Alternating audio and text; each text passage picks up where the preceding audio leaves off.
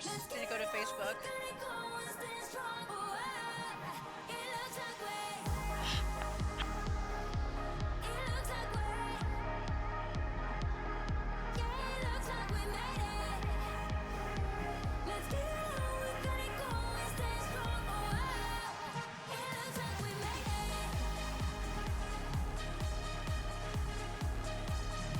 Slide. Welcome. So we are live right now. I wanted to welcome you here, Bernard.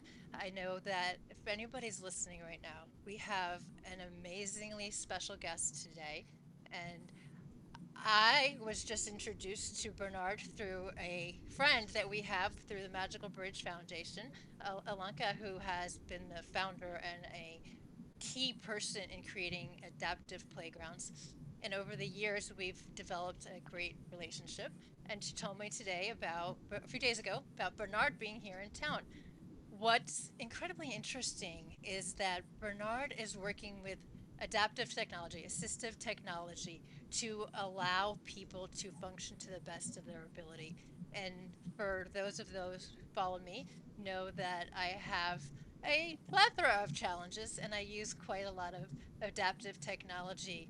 But it's always been that mission of mine to help create that bridge between people that want to work and having the tools to work because we do need tools to work. So I have a very special guest here who is working in that industry and in a likeliest of places of just starting up in only 3 years. And you're just going to hear how much he's accomplished in 3 years and how many people that he is serving. So without further ado, Bernard, I would love to give you the mic for a second and allow you to introduce yourself to our listeners today. Yeah, thanks for having me. My name is Bernard Chiira. I am from Nairobi, Kenya. Um, um, Hold some, on. mu- some good music for us. Thank you for that. Yeah, it kind of reminds me when you get a soundtrack to get on stage. So that's cool. Yeah, so I am from Nairobi, and um, I am the director of Innovate Now, which is an accelerator program for assistive tech entrepreneurs who are working to build low cost assistive technology for the African market and really for the world. So the way we look at assistive technology basically is an enabler, a very critical enabler for persons with disabilities or people with needs, functional needs, to have an equal opportunity in life, and so it's absolutely critical. So I personally do identify as someone who has a disability myself, a physical one, and I wasn't working in this sector not until 3.5 years ago. So I started out my career working in academia. I used to work in Strathmore University, which is a leading uh, private university in Kenya, and I was running their incubator for 4.5 years. And one time I met some wonderful professors from UCL in London who were in Nairobi trying to look for someone to help them launch an accelerator or an innovation program for assistive technology.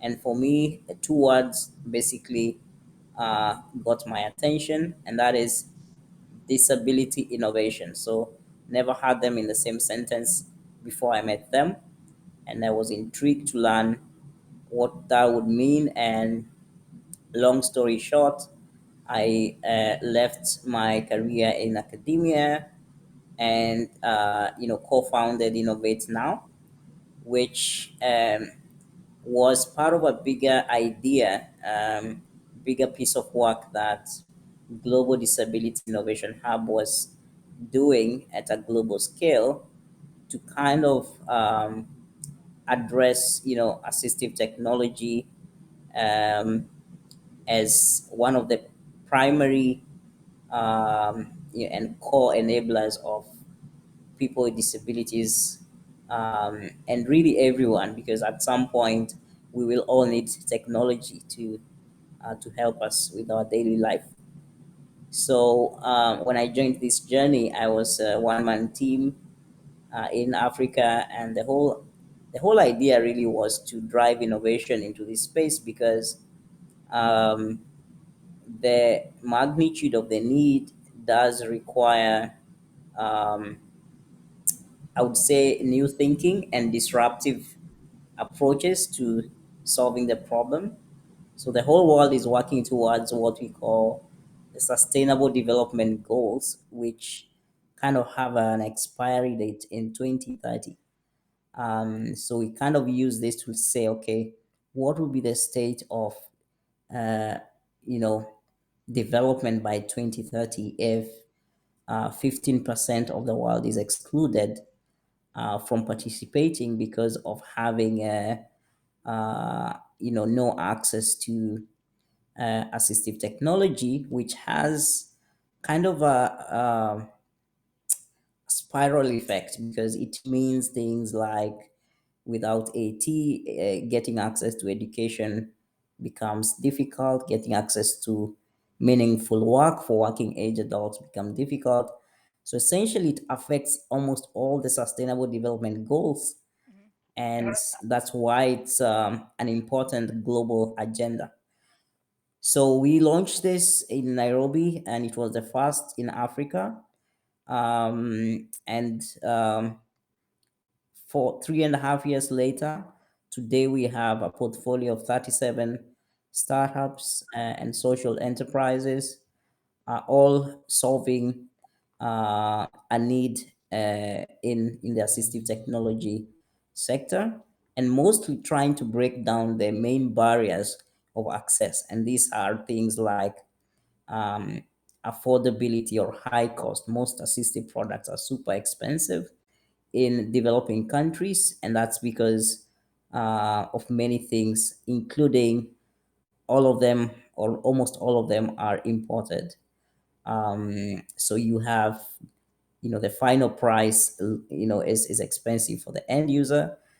Hmm. We have challenges around, no insurance in most of these markets, so the end user pays out of pocket. So you need business models that can lower the upfront cost of these products or reduce the cost of the product itself. But most importantly, deliver high quality products. Because this has been the other challenge when you get cheap donations that are imported without factoring in, the context of use, the needs of the users. So you have a lot of people that are using product that is below acceptable standards. So we said, okay, these are big problems, but entrepreneurs are motivated by big problems. And many times, big problems are usually one side of the coin, the other side is big opportunity. So if you manage to address some of this, you literally start opening up many possibilities. And that's what we are trying to do here. So in a nutshell, that is what I do. I lead the accelerator. I have a team that works on this, giving the best possible support to my entrepreneurs, like expertise. We work with global experts in the fields of assistive technology, academia. We try to leverage on the research that UCL is doing in this area Hmm. through Global Disability Innovation Hub, and also try to help entrepreneurs navigate the ecosystem because it's such a huge ecosystem with many players, and understanding how to navigate is critical. And that's what we've been trying to do, which somehow has brought me to California.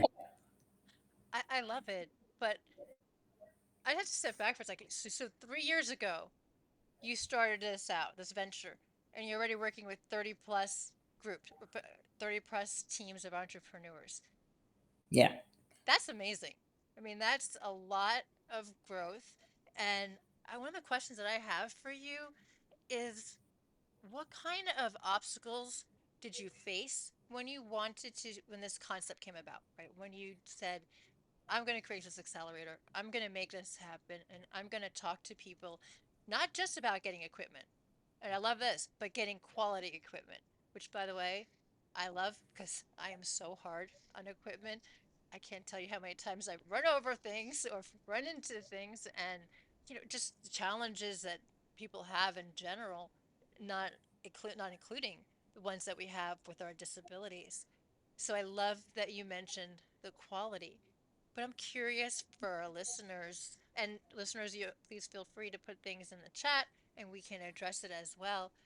But I'd love to know, how was it when you made that step from being an employee to being a leader of your own company, of your own initiative, and then going into these companies and saying, hey, we need to do this. This isn't just a us thing, this is a global thing. How did that about? Yeah, I mean, thank you. So, as I mentioned, this accelerator was launched in context. It was, a moment a couple of years back in 2018. Something happened. So, the first ever Global Disability Summit was held in London, and it was co hosted by the UK government and the Kenyan government. It was kind of a interesting pair up of a developed country and developing country. So, but the whole idea was, it was the first platform where people looked at you know disability inclusion in context of development and realized that, look, we might actually not achieve the SDGs because Mhm. there's a whole bunch of people, a lot of them that are not being included. And the question became, okay, so what are the barriers? What are the drivers? So, and of course, assistive technology came uh, or ranked high. Of course, you have things like stigma and other challenges. So it is out of this that the idea that we need to do something radically different to meet this need. So one of the biggest challenges when we started this was, first of all, it's difficult as is to run accelerators.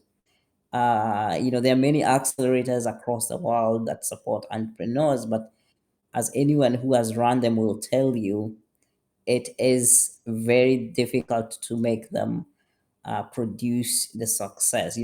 Helping companies to scale requires a lot of investment, a lot of support, a lot of capital is needed. And you know, being in the sector that we were, we had, of course, this challenge, but of course, we also had a challenge that you are starting to speak a new language in a Mhm. sector where people are used to only hearing donation, charity. People are not used to hearing things like entrepreneurship Mhm. or innovation, co-creation, collaboration. All this is new language in a sector that has been largely driven by goodwill. And so obviously that was kind of the first barrier. We had to kind of paint this picture that, look, we are seeking more sustainable ways of making sure that going forward we can create an industry around assistive technology and address market failures that already exist, and also open up the space for problem solvers to come and think about, how would I solve this?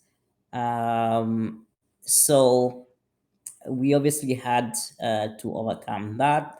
But the other challenge, of course, was, we had a big ambition to show that this will work. It's needed, But we didn't know that we will find entrepreneurs that are working in this area. So there was no way of knowing that. So the only way of knowing that was to call the entrepreneurs. We did our first call for applications, Hmm. and we were pleasantly surprised to see applications from more than 6 countries Wow. across the world that were saying, okay, I'm an entrepreneur, I'm solving for mobility, I'm solving for vision, I'm Right. solving for hearing. And we started seeing that in actual sense, it isn't that there aren't entrepreneurs who have been working on this. It's just that they've not received any support that specifically addresses the needs of this market. So we became the first program that was looking at this in Africa. Um, so we've had challenges around funding, as I mentioned, and fundraising is a constant, continuous process here. But really, also the challenge has been, how do we show that, look, this is a viable space? It's not just a do good kind of Right. thing. We want people to start looking at, yeah, this is a big problem. Many people don't have access. But what markets could you develop out of that? What jobs could you create out of that? How could you empower people with disabilities through that process? Many of our founders have been founders with disabilities, Mm. and they basically rose to the challenge and kind of say, we know where it hurts most, and we think we can solve some of these issues. So where we are at the moment is a critical juncture, because with a portfolio of 37, then you want to help most of them succeed and kind of be able to move to the next level. So most of them, they need forms of capital that can work for their businesses. They need to figure out things like distribution for assistive products in emerging markets, because there aren't established channels of distribution. So there's a whole ecosystem development piece that needs to happen as we create new ventures. And also, I think, we need more enabling policy around, making this possible. So there's been policy issues, of course. There's been, you know, all the other challenges around innovation, and you just compound that and say, okay, now we're gonna focus on this area where we don't know models that exist. So a lot of the work that we are doing, we are also providing the first blueprints, if you may call it, for people to follow and say, okay, either we improve or follow this.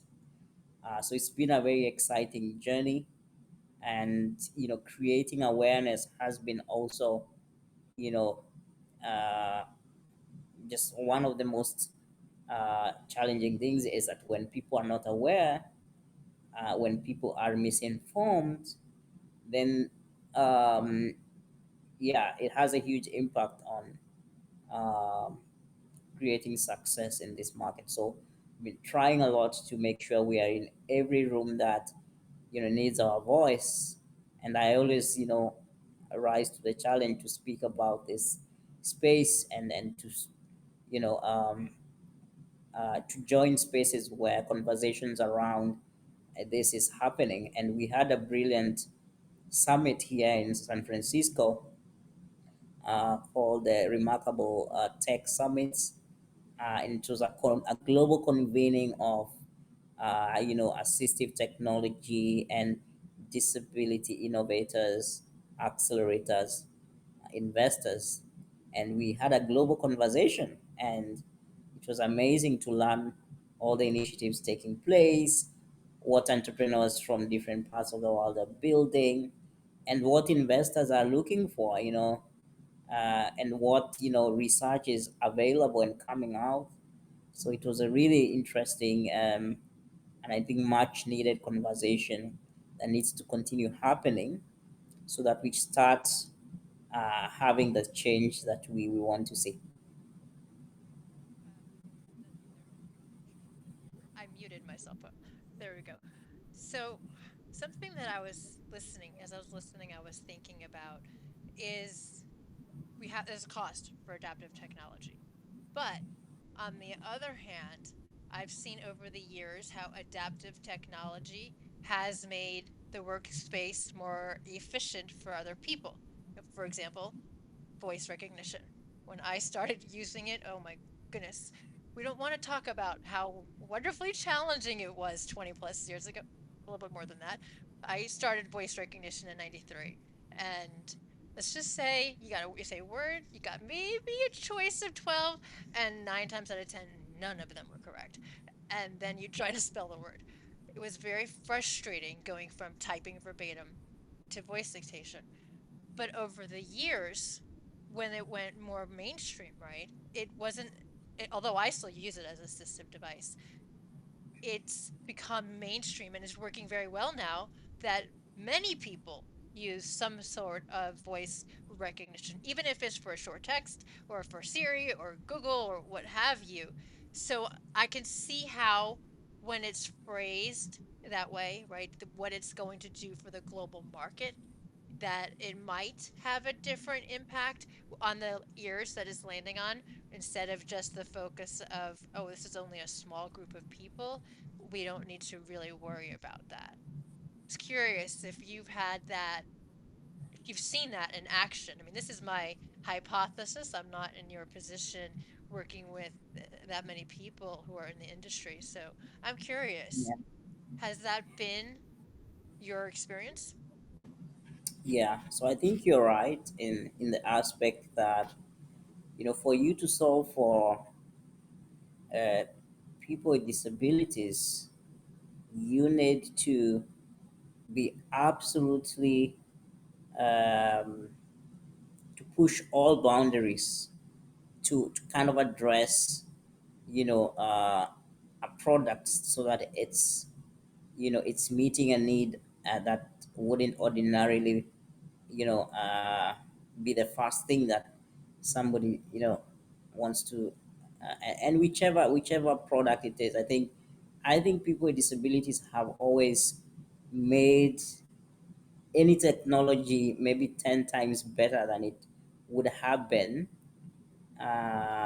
if it wasn't designed with them in mind. And so I think, of course, there's going to be technology that will be specifically used by only people with disabilities. But I think, as you rightly put it, a lot of the technology that has been driven to market because of the needs of people with disabilities becomes mainstream and so good that everyone wants to use it. And I think this is something very important to talk about, because then you're not talking of, a niche market. You're not talking of, a market that has, some dynamics that are very difficult to solve. Um, for example, it is said that while the numbers are huge and while the people that could possibly use assistive technology today is 2.5 billion people, that's larger than China, I think. The markets for or the users for assistive technology are I mean, it's the market is how do you I'm forgetting the term, but it's this idea that it's not consolidated, and it's, you have uh very many dynamics and small, uh you know small and groups of people that have similar characteristics in the broader set. So I think we just have to build technology without losing the idea that it's not technology in on itself. It's about this understanding that people have different needs, and and that once we start looking at it from a, a human need perspective. I love the gentleman who was at this conference, and he said that, you know, disability is nothing more than human variability, Hmm. meaning that it's about the fact that we have different needs, and all markets, any market that's ever been built, was built on the basis of needs and wants. So when you look at it like that, then you realize that, the disability market, or the human variability market, if you want to call it that, is the economy of needs, and those needs can be met if appropriate business models are built around how to serve those markets. So I totally agree that, disability will always push the whole of humanity forward when you solve for people with disabilities.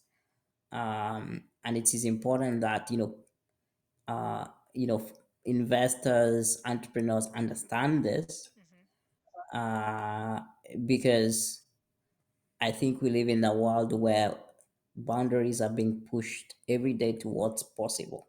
Absolutely. If you look at emerging technologies, what we are doing with AI, what we are doing with robotics, what we are doing with brain embedded technology, some of this stuff is scary, but Yeah. it's really pushing the boundaries of what's really possible. And I think, having this needs, and having people who have different needs, has made it possible for us to solve complex problems that we didn't even think could be solved or could be addressed. And I think when we start changing the mindset around how we look at communities of persons with disabilities, Hmm. then we don't focus on, what's broken. We focus on how do we unlock the bigger vision here. Those with disabilities have been excluded for, I mean, at a macro level, you're looking at things like employment. There's huge unemployment amongst people with disabilities. Why should that be when, this community has contributed so much, to discovering new ways of making work easier? It's almost like, yeah, that doesn't sit well. Right. um when you look at the benefits of, everyone is looking for talent, Hmm. everyone is looking for skills that are hard to come by, you know and this is untapped talent pool in a very big way. And I think the value that comes in investing in any technology that lifts up this community is, the benefits are, in a magnitude that we cannot even begin to quantify, because it's about, more people contributing to economic participation, social participation. And this is good for the world. This is good for any economy. It's good for any family, because it Absolutely. generates, uh, you know, um, Emotional you know, being. yeah. So, and this is why we do this. I mean, this is why it's exciting for me. Yeah. So, Well, and I love it because so you made a lot of really good points. Sorry, my leg hit into the computer there. You made a lot of amazing points, and I am going to want to go back and talk on the AI, the metaverse, and some of that for a few minutes too.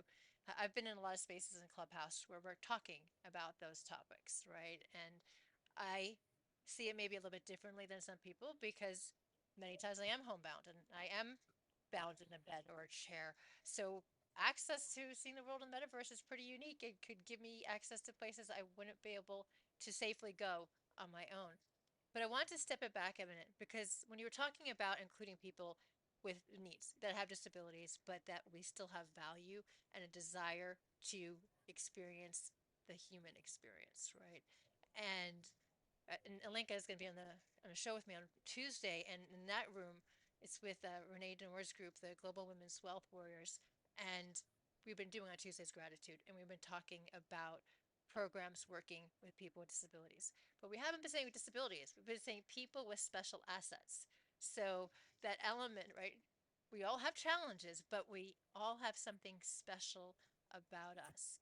And it's often sometimes thought that it's too much of a barrier to make that exemption or whatever steps need to be done to give us those accommodations to allow us to work to the best of our potential.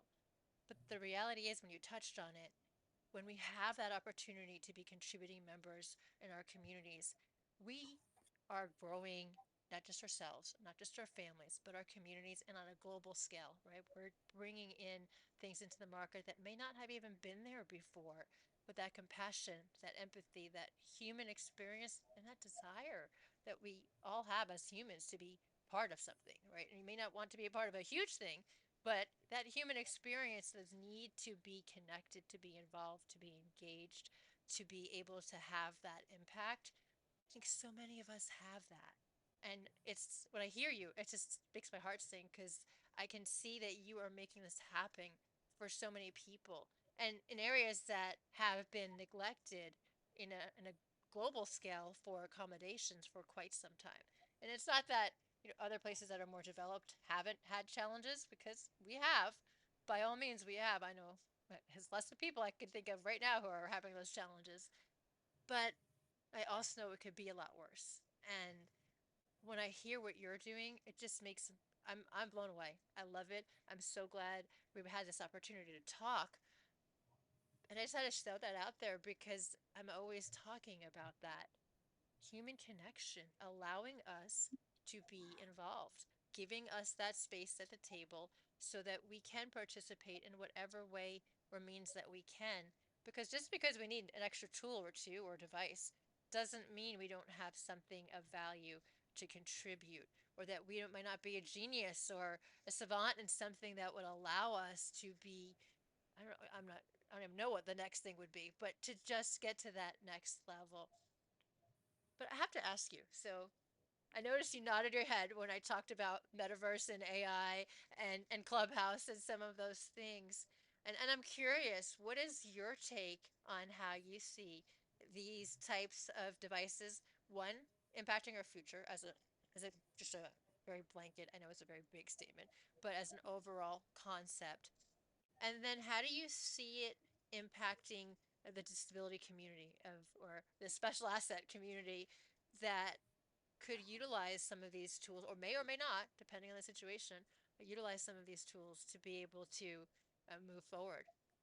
And oh, before I share that, I just had to say, when we were talking about the different types of devices, I couldn't help but think about this year's Miss Wheelchair USA. Sarah has an arm on her chair, and I did a picture just the other day on Twitter where she's watering her garden, and the arm on the chair is helping her water the garden and be able to be in her garden in a very peaceful, zenful space, even though she's not able to physically pour that water. But the arm on the chair can. And, those type of things, it may not seem like a big deal to somebody else, but for her to be able to grow her own plants and to be able to tend to her own plants and have that space, it's a big deal. So I just wanted to throw that out there too Yeah, before I forgot. no, absolutely. I mean, to that point, I think, um, you know, assistive technology or any technology that people with disabilities find useful, it doesn't necessarily give them any like special abilities or extra advantage. We're just trying to do everyday stuff like water our gardens, right? So for me, that is the most noble thing technology can do. It's just meet a human need that is so fundamentally important, yet not possible for many people. But I think, to your question, there is a lot of promise in what technology could do to break barriers for people with disabilities. And I think, I still feel like, we are at the infancy of technologies like, extended realities or augmented reality, or all this technology that's going on to build a metaverse. And that's a good place to be, right? Because I think the problem that we've had in the world today is uh, designing without everyone in mind, only to come back and say, oh, wait a minute, we forgot Jane or Joe or Jerry from Kenya. They have this need, and we never thought that, somebody with this need would use. And I feel like that's the mistake that we need to make sure anyone developing these solutions today doesn't make, because it's gonna be recreating the barriers of the physical world today in the world that we are building for tomorrow, in the you know metaverse or virtual world that we are building. So I feel like that's the good thing and the bad thing about being at where we are with these technologies. I think in terms of potential, it's tremendous potential. I think it's probably, if that age of humanity comes of age or matures, it's a world where human expression and a lot of the things that we are doing today are going to take different form, and gain new value uh, in you know new ways of expressing, connecting. And I feel like you know the physical barriers have been the biggest for those with disabilities, right? It's about getting from point A to B, or it's about being able to navigate a space um, without being able to see or hear and things like this. So when you see the potential of some of these technologies, you don't need to you know physically uh, face the same barriers. Like, we can build these new technologies with accessibility first in mind, and I think it's gonna really unlock the future for so many people. If you look at education, for example, I mean, it's the foundation of humanity in many ways. How do we make sure that education in the future is 100% inclusive?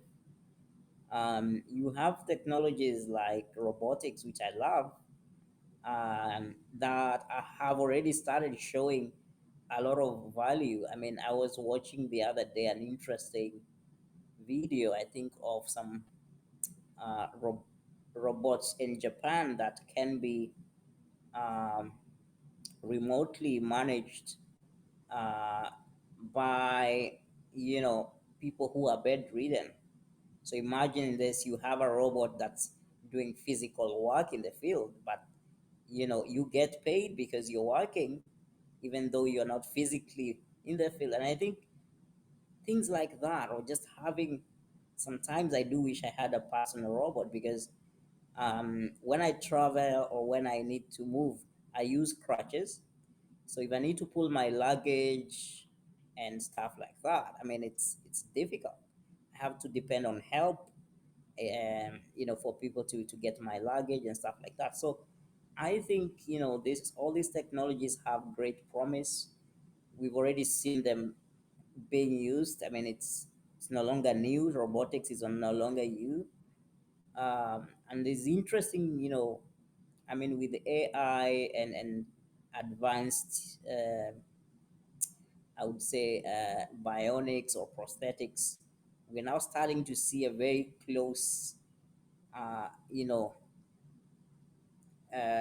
link between assistive technology and the human body, where Right.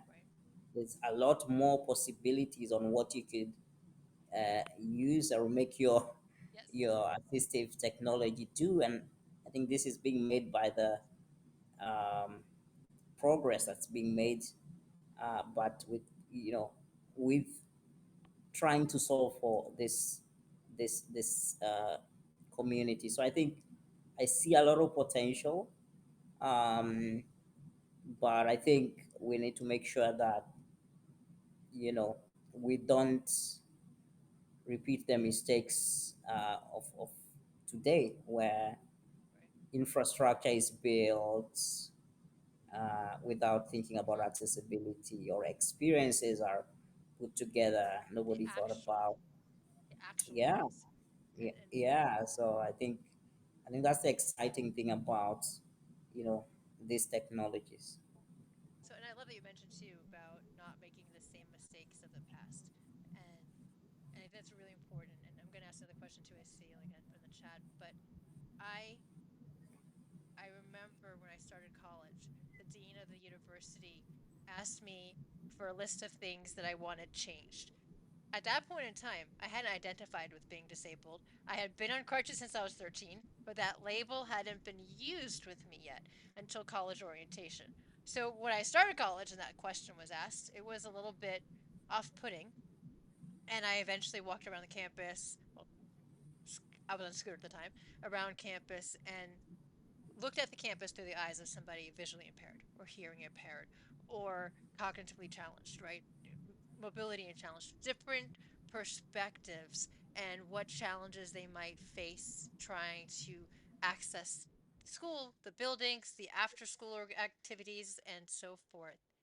And afterwards, I ended up working with the president of the university when they rebuilt the student union because, and this is where I was going with this, is when we walked through with the ADA and the actual wheelchair that I was using, we realized so much didn't actually really work, right? The numbers were came about from the wheeling and dealing and the compromising that goes on when you pass legislation, but not by not taking into account, or in this case, by taking into account experience of somebody who was disabled, they adapted in the creation rather than just going by the letter of the law. They went by who can actually access the space, right? And what actually needs to be done. So I love that you said of not repeating the same mistakes because we do need to be part of our communities. And when infrastructure is built or when adaptive technology is added into a space, we do need to be part of that discussion. It can't just be a blanket decision made by somebody who is not actually able to imagine what those challenges are. And I have to agree with you on the robotics. I use a manual wheelchair and I use a power drive as well. But there are many times where I cannot get out of bed with my neurological conditions, and my kids have to help out. But man, have a robot there or be able to do that without having to bother the rest of the family or wait to a child might come home from school. Yeah, I'd be all over that pretty quickly. So I love that one and that independence because when I stopped driving and I stopped being able to drive and I've had more of my Synscope episodes, it's not as safe for me to be by myself for traveling, right? And having a device that would help me more would be amazing. It takes some of that stress and pressure off, allowing me to be a little bit more functional. And before I go to the question about the education, I wanted to also note that the technology doesn't even have to be big and I can say that for me, one of the things that I need is small, but I need IV fluids on a daily basis. I have a little machine that can help pump that fluids so that I can be wheeling around. And yes, I've turned a camel back into a backpack into a way to carry my IV fluids, but then I can still be a part of society, right? And I can still be engaged. And I've done that as a scout leader. I've gone to scout camp that way. It's not a huge thing for other people, but for me, it is huge as a mom and as a scout leader to be able to be with the troop and do something with other people. It's tremendous. And that ties actually to the other part that like I just put up in the chat too, is being part of a community at the earliest is why she loves what she does with the magical bridge. And I can't agree more, right? Because and you've been at Magical Bridge, and those for those who haven't been there, if you look back at my feeds, you'll see some photos in June, it was in June, into May, June, for the opening of the one in Morgan Hill, and you'll see me going down a slide. in a crown and sash too. But I was going down slides on these swirly chair discs, and although yes, that day was so much fun, and I was laughing the entire time. But what was so magical about that day was the interaction with the kids at the playground. Because 9 times out of 10, when a kid sees me, they ask what happened to you or what's wrong with you. And my silly response is I'm a decommissioned cyborg. But then we go into a little, break the ice a little bit. But at the playground, I only had two questions the whole day. Do you want to play? And does he want to play? And that was referring to my service dog. And if he was going to come on to the equipment, which he actually did go on a number of the things, but it was a universal language that day of love, of enjoyment, of inclusion, right? That space of being together is essential for that heart centered development, right? And that leads to a better community and a stronger community. But I wanted to go back to that question about education. How do you think education can be inclusive of people of all their needs? That's a tough one, by the way. But Yeah. Well, I think education as a concept is, I mean, many people want to think about this in the context of a place that you could go, Mhm, in a classroom and you're taught things and you go home. And that's part of it. That's the system that we've created as, as countries. But I think the larger idea about education is opportunities to learn and environments that promote learning. And sometimes, the best lessons we learn, the best education we get is not really in the traditional setup of a classroom and the teacher. So I think for for us to truly include everyone in education, we need to think about this in a much broader sense and think of many more stakeholders than the teacher and then maybe the principal and the school system. But I think within the school system, I think it's a wonderful opportunity to plant seeds that will make the future more inclusive. So imagine this. Imagine if at kindergarten, on top of learning your ABCs, maybe you also learned some, uh, what do I call? I learned a new term this week. DEI plus AB. So we know diversity, equity, and inclusion, but a wonderful gentleman added. This is Jonathan Kaufman, by the way. He's a famous Forbes columnist, but he added accessibility and belonging to that list. I mean, when you think about these things in a deeper sense, if you want people to nudge to have inclusion in their DNA, to be something that they naturally do or think about, then you have to kind of ask, where do they first get introduced to this? mhm, And I think, of course, the family should be the first place because that's where we go before we go to school. But the school system, is really where all this happens. And I think we need to look at education in a more holistic way mhm, to teach values, because values, you learn them, but then you can reap the benefits all your life, and they can benefit whole countries, whole continents. And I think the way to uh, close that gap or end that gap we have today about awareness, stigma for people with disabilities, is to embed this intentionally in our education system. Uh, that way, you will have somebody that learned this in kindergarten. By the time they're a CEO of a company, they are not, you know, being convinced you need a budget for accommodations or accessibility. They naturally have thought and included this. because it's the right thing to do, but it also is a value. And I think Hmm. we need to think about how might the education system solve this problem before it happens, because that's the only way Right. you can solve it sustainably, not when you know companies are trying to kind of bring this now in the boardroom as a thing. That sounds good to say, oh, we are inclusive, but you're really just trying to fit in. Hmm. uh, and I think that that's my take on education. It's a powerful tool. It is not just the classroom and I mean, it's a whole, where does learning take place, and how do we make sure every place where learning takes place there's an opportunity to uh, make sure that the values around inclusion, Hmm. equity, and diversity are taught, or are consumed. And I think then we will see a very different world going forward. I think you made some really good points there too about the value system, right? It's not just the basic book learning. It's about teaching inclusion, that we all have something of value to contribute.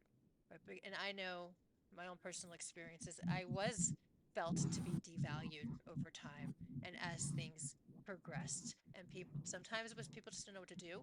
And so they just pulled away instead of having that conversation.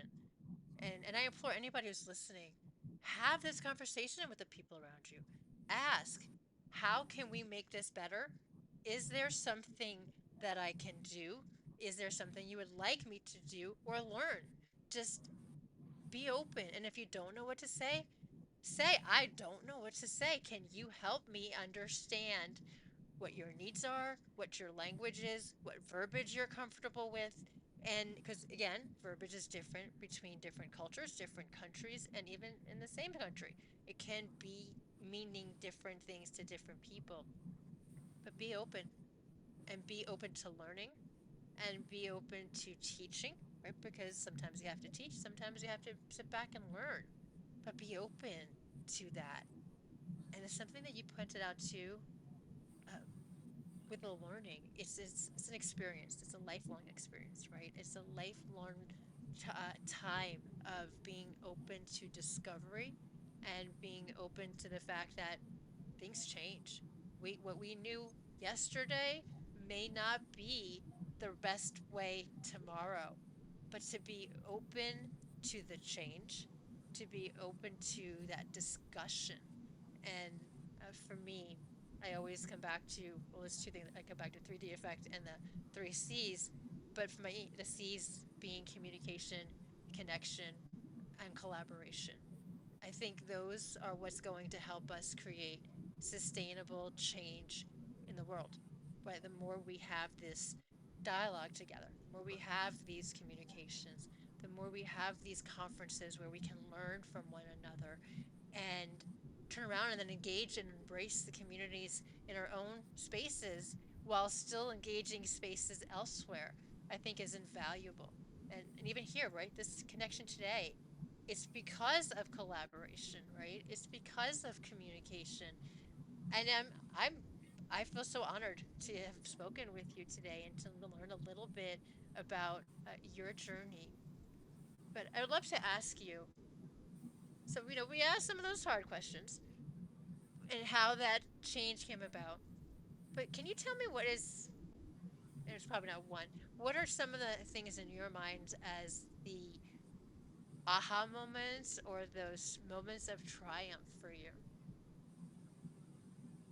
Yeah, I mean, well, I think when I grew up in a relatively large family, you can call it that. I mean, 7 kids. My family had, I would say, probably the best uh, situation for anyone to learn diversity and inclusion, because my siblings, some of them had disabilities and some of them did not have disabilities. But when I grew up, I never felt like I was different or like Mhm. I didn't belong. And that's because that setup, that environment really, provided a good space for me to, you know, uh, to grow with my disability and to basically get access to what every other child was getting. But I think the aha moment was when you join the system. You start going to school, you start learning. Oh, I remember I couldn't get into. I mean, I had a big problem getting access to kindergarten Mm. when I was little because um, regular schools, I mean, and this had nothing to do with learning or an ability to learn. It was just that they thought they were not equipped or I was too delicate for them. So they were like, we love you, we love this child, but we don't want to take any responsibility should anything happen to him. And so, you know, that for me was an aha moment. It was like, okay, I didn't think I had anything. For me, it didn't occur to me that um, I needed special care or anything. So, Right. and this led to me going to a special school for kids with disabilities that was very far away from home. Um, and so it had to be a boarding school for that. And, you know, the other aha moment is when you're in an environment like this, then it's exposure. And my mom also had an aha moment because for a long time she thought, wow, I mean, um, I must be the only mother with multiple, Mhm. kids with multiple disabilities. But then when she, you know, started coming to this school, then she saw other moms who had probably even more kids with disabilities than her. And that exposure you know, is really it. I mean, when you think about the basic idea of this magical bridge, it's an environment for all, for people to Right. interact. So, and that's what's missing in the world, where those with disabilities and those without haven't had, you know, a playground to meet, or a common ground to meet and um, I think coexist, or learn to live in an inclusive way. In my career, when I moved or made the transition, there was also a big aha moment for me because disability innovation had never occurred to me. Um, that there was even interest for this, um, and it was a big decision for me to say I'm gonna jump onto this without really knowing the full outcome, but Mhm. I do see the potential here and the uh, almost like the calling to do it because it did need quite a combination of all the skills I had, both professionally and also from my lived experience Mhm. with having a disability. But I think, the other aha moment happening is probably where we are in time when it comes to starting to look at this from you know, the ideas around disability inclusion. I think the world is starting to look at this from a different lens, a Right. sustainability lens, a benefit lens. I think there's a big aha moment happening. I think, there's now recognition that wait, this is not just charity. It is not just, it's about people, and it's about, and I think when you really want to see, I mean, to know that this is true is when investors themselves are saying we Mhm. need to put money behind this. I think, um, in this world today is, you know when people put money behind things, then you know they are looking at it as an investment. You know they are looking at it as a sustainable thing, and Right. that's kind of the direction that the world needs to go into. And I think we are at that point in time where maybe it's because of how today the world is much more connected than ever before, Right. and people with disabilities are visible more than ever before. Because I mean, we YouTube, social media is for everyone, right? So Right.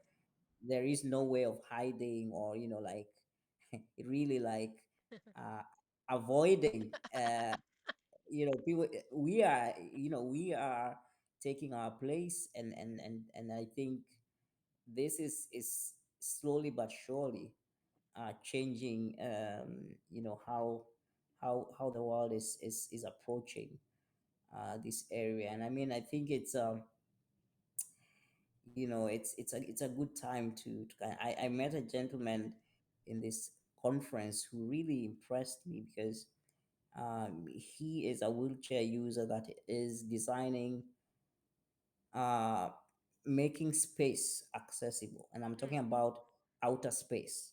Wow. and and he's worked on some missions to test a lot of things. And he said something that really touched me. And he said that if I can make, or if we can make space accessible, then we can make every space accessible. Mhm. And that's kind of like the you know that's it. If nothing else will convince anyone looking at this, even if you're looking at it from outer space, if nothing else will convince you that this is no longer a thing that we has to be done because it's like a moral obligation only. I think things like this, investments that go into space are real investments. Mhm. So that's one way to look at. Yeah. Let me just. Oops. Oh yeah, I'm muted. I was trying to make sure I didn't have sounds coming in. So I love the outer space comment, but I did want to mention when people are listening, we are mentioning a number of times the magical bridge parks because, well, one, but I just got to see one today, but we just had this connection, this magical connection from our. She wasn't able to come on tonight, but Alenka, who created, was one of the founders and creators behind this concept of these inclusive spaces, and Bernard, you pointed out this too. For so long, it's been the separate spaces and not together. Separate, not seen, not included, and not really valued, right? And I felt that way for much of my life, that my disability impacted how people saw me or valued me and impacted my self-esteem. And I went on my own journey of finding my self-confidence again, with the different challenges that I've had developed, and finding confidence in speaking again with my squirrel brain, cognitive challenges, and at times slurred speech.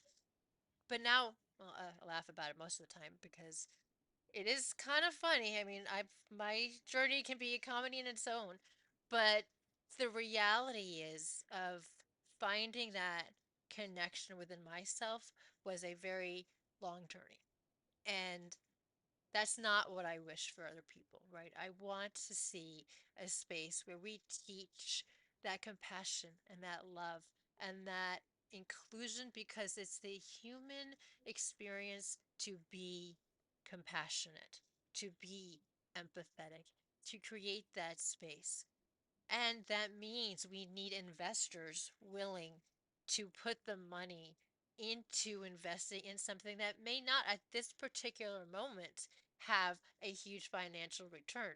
But Yeah. down the line, man, it can be beyond our wildest dreams of what could happen with the development of these types of tech. So from the bottom of my heart, I thank you for, after a very long day, coming on here with me and having this conversation, but also for the work that you're doing. It's such a heart centered work to create a better space for all people with all experiences. And I'm very grateful for what you do and for sharing a little bit of your story with me tonight. So I wanted to thank you. Yeah, thank you. Absolutely.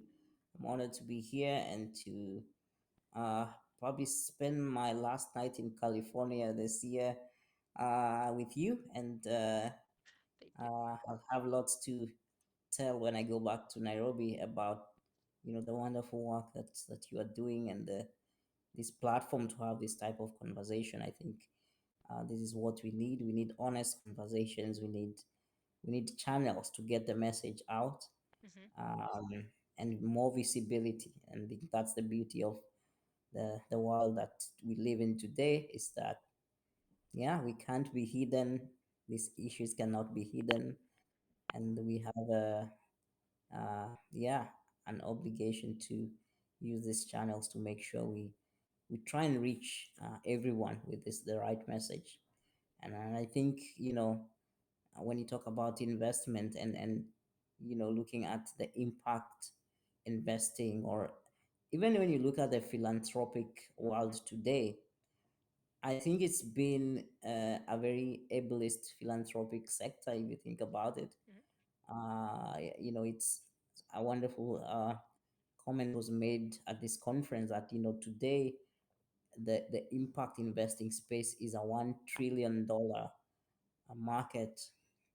Hmm. uh, and you know this is obviously such a, you know and it's gone there in a couple of years. It was under a trillion.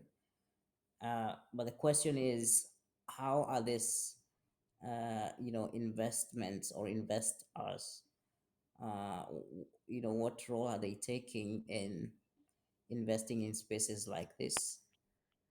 We know it needs capital. We need this so much financial contribution that needs to be done. So we need to make sure that they are aware, and that they back initiatives that have, all the it checks all the boxes and beyond. You know, um, I think when I think about impact investing, it's usually about, let's create jobs. Yeah, if you invest in assistive technology, you will create jobs. Let's educate people. Oh, we are doing so much education. Let's do something good for the environment. you know Right. when you, I mean, some of the solutions I've seen coming out of my accelerator, are actually using recycled materials to build Mm. assistive technology. Love it. So yeah, so it's one of those sectors that could really help impact investors reach those metrics faster than any other sector. So I would encourage anyone who is thinking about investing or supporting an area that has so much potential on all angles. It's about people. It's about the environment, creating an inclusive world, Hmm. and it's definitely an area about economic prosperity and returns. Down the line, it's gonna pay off big, big time. And even now, it's, a study was done, very recent study on the economic uh, benefits of assistive technology, and there's a report that actually has evidence that for every dollar invested in this sector, you can get $9 out of the economy. And Oh. that's because for someone who uses assistive technology or gets access, you've basically enabled so many things, well-being, Hmm. ability to work, ability to go to school. So thank you so much for uh, giving me the opportunity to speak about this. Oh, I love it. And I know we could probably have this conversation for a while, but it has been about a little over or about an hour or so. So as we wrap up, I wanted to ask two questions for you to share with our listeners. One, what is it that you're seeking? What is it that people can do to help you? And then the second is, how can they reach you? And we'll, of course, put your information in the bio as well in the post information. But with those two questions, Uh, Yeah, fantastic. Thank you. So, I mean, it's for me, it's I am looking for allies. I am looking to collaborate so that we can make this a reality sooner than later, much faster. Mm. I think, there is so much space for everyone to contribute, whether it's expertise, whether it's financially, uh, and we can't do this alone. It's gonna take this mindset of your three C's. So I'm inviting people to look at what we are doing, and to feel welcome to support it. You can reach us. I mean, we are social. We are. You can go to our website atinnovatenow.com, atinnovatenow.com, and you can learn more about the accelerator. You can reach me on LinkedIn, Bernard Chiira. Um, you can also, I mean, Twitter is not so popular right now, but I guess I'm still there. So on Twitter, I go by Startup Nanny. Startup Nanny. It's kind of a name I picked up because of working with startups for such a long time. Um, yeah. So any of those channels, you'll be able to reach us, and even on LinkedIn, it's Innovate Now for our accelerator, as well as on social media. Wonderful. Thank you so much. And I definitely would love to connect with you again in the future. And especially because I think I'd love to have a conversation with you about STEAM programs for schools and how we can teach diversity, inclusion, and the whole concept of community through education with STEAM programs in a fun, uh, open and curiosity method, right? Through curiosity. And I think that would be Yeah, a wonderful conversation too. But as it's getting late, I do wanted to say thank you so much. And thank you so much for just coming on and sharing what you're doing. And Alenka, I know that you weren't able to come on with us tonight, but thank you so much for this connection because I think it's so wonderful how we can have similar initiatives, similar desires, similar now I'm having a moment here, but the desire to bring together our communities for the betterment of society. And it's irrespective of where you live. It's irrespective of whatever challenges you may have. It's just part of the human experience of wanting to create spaces for all of us to feel value, to be able to grow, to be able to contribute, to be able to be part of our societies. It doesn't just help financially, it helps with our families, it helps with our communities. As you touched on, it helps with our well being, it can help with mental health as well as physical health when we have the ability to be able to be part of something and included and have something meaningful to do. That impacts us in a very positive way. And you are creating those spaces for people to do that. So, from the bottom of my heart, thank you so very much. thank you. Thank you for having me. And with that, we're going to say thank you so very much for listening, and we will continue to share the journeys here with you, and we'll continue to share more about this in the future on the site. So thank you again, and for now, we're going to sign off and say good night, everybody. Thanks so much. Good night.